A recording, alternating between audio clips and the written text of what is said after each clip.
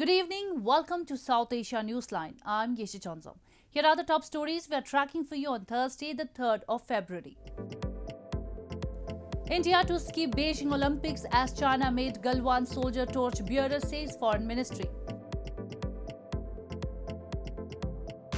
IMF approves $1 billion loan tranche for cash-strapped Pakistan.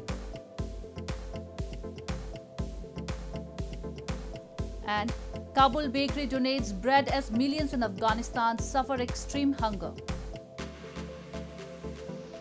And now for all the details. The Indian envoy in China will not attend the opening and closing ceremony of the Beijing Winter Olympics, India's Foreign Ministry said in a press briefing on Thursday. The decision came in response to reports of China using Galwan soldier as the Olympic torch-bearer. India's Foreign Ministry spokesperson Arindam Bagchi said it is regrettable that the Chinese side chose to politicize an event like the Olympics.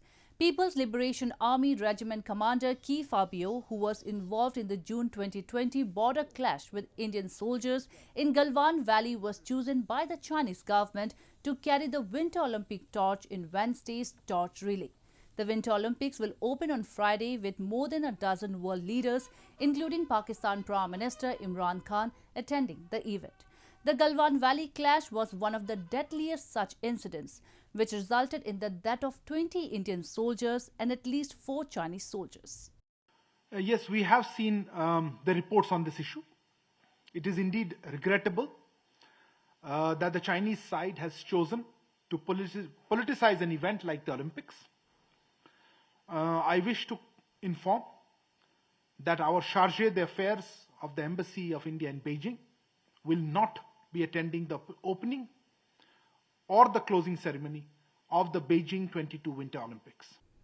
The United States has said that it does not endorse India's opposition Congress party leader Rahul Gandhi's contention that Indian Prime Minister Narendra Modi's foreign policy strengthened the Pakistan-China relationship and that it was for the countries in question to speak for themselves. Rahul Gandhi on Wednesday hit out at the government in the parliament over its foreign policy decisions, which he alleged have brought China and Pakistan together against India, eliciting a sharp response from Foreign Minister Jaishankar, who said perhaps he needs some history lessons.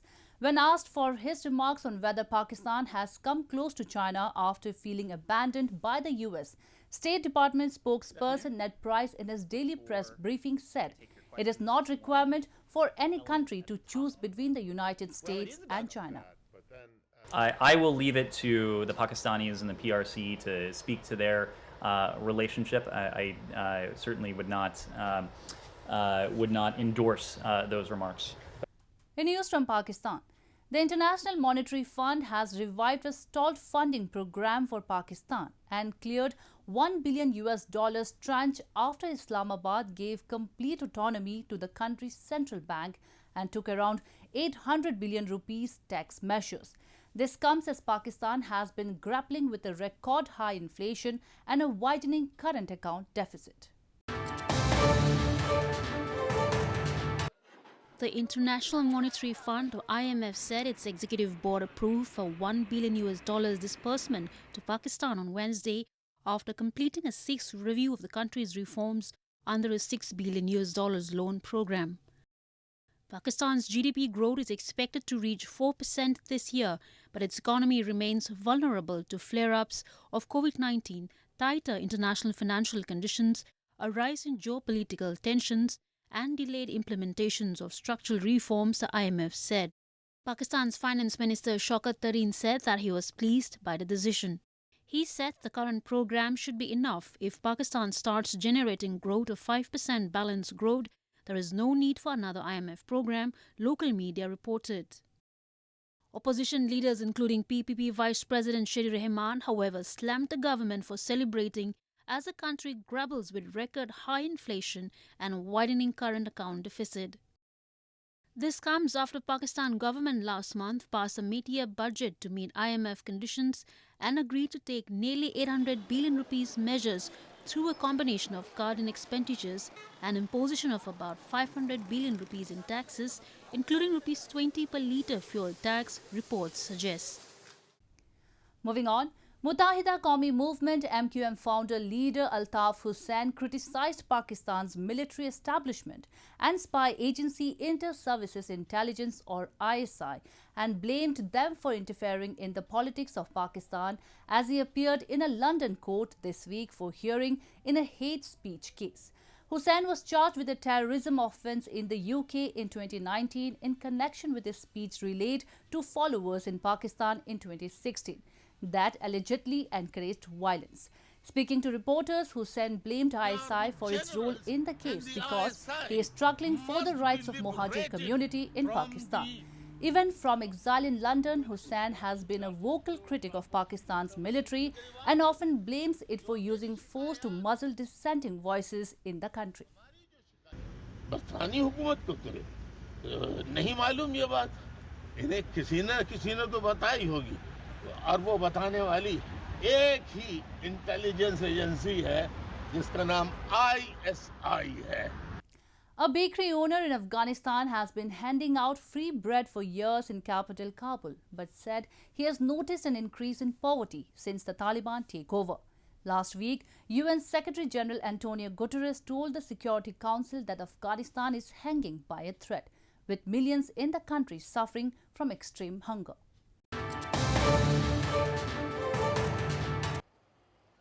Dozens of people gathered outside a bakery in central Kabul earlier this week with the hope of receiving a free loaf of bread.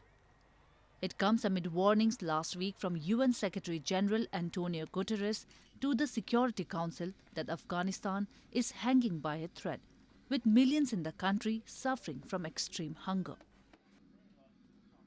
Hamina, a 14-year-old girl from Kunduz province, said, "It has been tough to make ends meet with her father working as a market porter and her mother sick at home."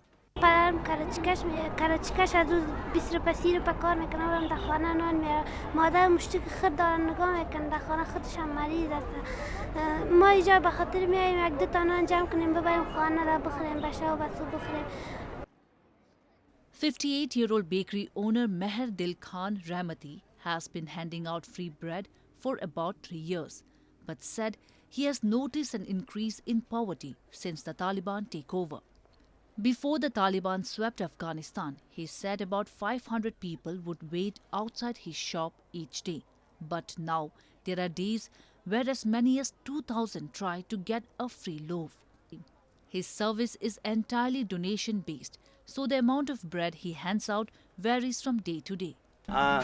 تقریبا روزانه در حدود 5,000 الی 10,000 نان ما پخت میکنیم و روزایی که مردم به این مردم که کمک میکنه اضافه تر میشه از این بیشتر ما پخت میکنیم ساعت دیگه ایرا تا 8 شو الی 10 شو ما نان پخت میکنیم به مردم. Last month, the United Nations appealed for $4.4 billion in humanitarian aid for Afghanistan in 2022. In January 26, it said it needed a further $3.6 billion for health and education, basic infrastructure, promotion of livelihoods and social cohesion, specifically the needs of women and girls. Moving on to news from Sri Lanka. Sri Lanka signed a $500 million credit line with India to import fuel on Wednesday as the island nation seeks to stave off rolling power cuts amid an economic crisis that has hampered purchases of diesel for power plants. Sri Lanka signed a $500 million credit line with India to import fuel on Wednesday, officials said, as the island nation seeks to stave off rolling power cuts amid a foreign exchange crisis that has hampered purchases of diesel for power plants. Sri Lanka will pay London Interbank Offer Rate or LIBOR plus 1.25% for the credit line, which will have a one-year tenure and can be subsequently renewed, Energy Minister Udaya Gamanpilla said. The government hopes to kick off 565,000 metric tons of import from the first week of March and expects 6 petrol shipments and 10 diesel shipments. Sri Lanka is struggling with its worst financial crisis in years, with reserves hitting $3.1 billion in December. The country has to repay about $4 billion in debt repayments this year. It expects to receive another $1 billion credit line from India to purchase essential goods, including food and medicine, by the end of February or early March, Finance Minister Basil Rajapaksa said. In total, Rajapaksa said Sri Lanka will need $30 billion for imports and debt repayments in 2022. Rising global oil prices have worsened Sri Lanka's economic problems, with spending on oil imports climbing to about $500 million per month. Sri Lanka and India began negotiations over the credit line to import fuel last August.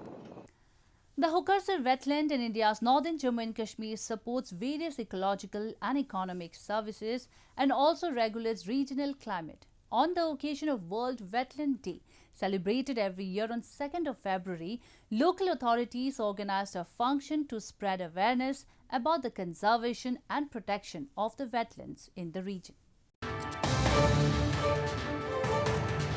The Hokarsar wetland, situated on the outskirts of Srinagar city in India's northern Jammu and Kashmir, is an important refuge for migratory birds and trans-Himalayan species during winters. It also acts as one of the water absorption basins, saving the region from floods. However, unabated siltation, pollution and encroachments are taking a heavy toll on Hokarsar wetland, which has now shrunk against its original area.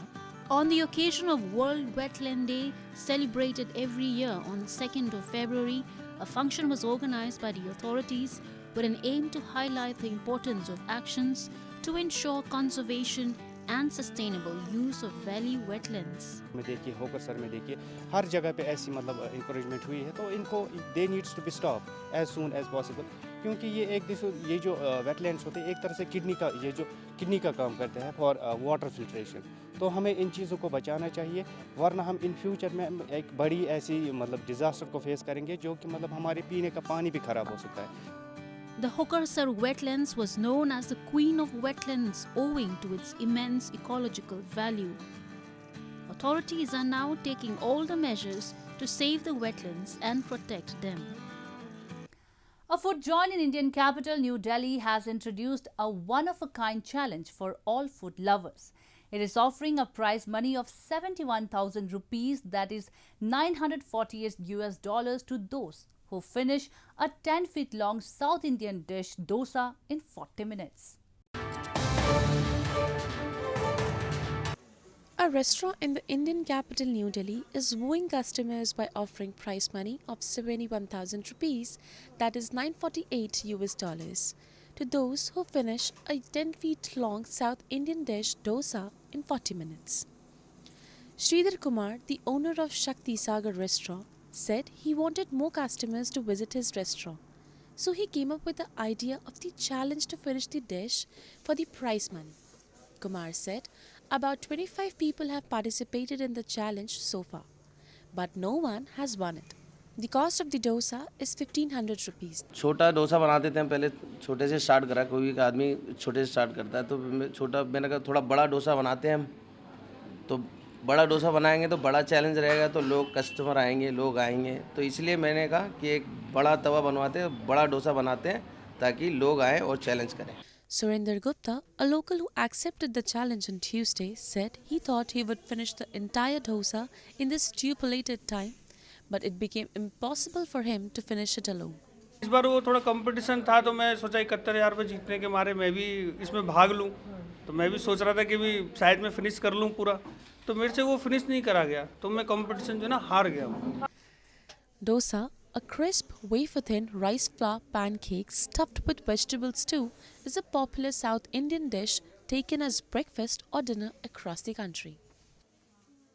Well, that's all we have for you from South Asia this evening. Now our viewers can watch the show on SouthAsiaNewsline.com. You can also visit us on Facebook.com/AsAsiaNewsline and follow us on Twitter @AsAsiaNewsline. That's all in tonight's edition. We will see you same time tomorrow. Good night.